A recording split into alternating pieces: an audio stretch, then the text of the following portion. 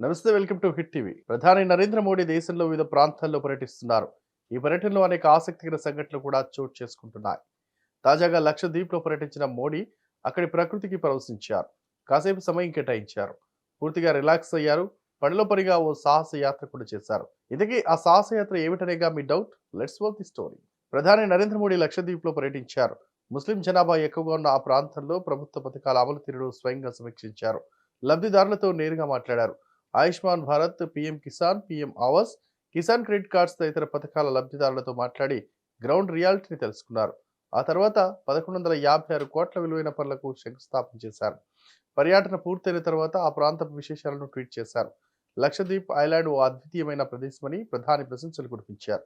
అక్కడి ప్రజల ఆదరణ అమోఘమని కొనియాడారు. తనను అంతగా ఆదరించిన ప్రజలకు ధన్యవాదాలు తెలిపారు. గత ప్రభుత్వాలు ఈ ప్రాంతాన్ని నిర్లక్ష్యం చేశాయని లక్షద్వీప్ పర్యటనలో ప్రధాని మోడీ విమర్శలు గుప్పించారు.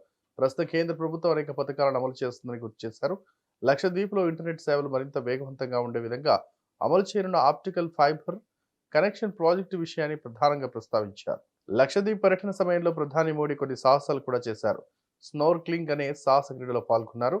ఈ విషయాన్ని ట్విట్టర్ ద్వారా వెల్లడించారు. సాహస క్రీడలు ఇష్టపడేవారు లక్షద్వీప్ ప్రాంతాన్ని తమ లిస్టులో చేర్చుకోవాలని ప్రధాని మోడీ సూచించారు. ఈ వీడియో కనుక నచ్చినట్లయితే please like and share and subscribe.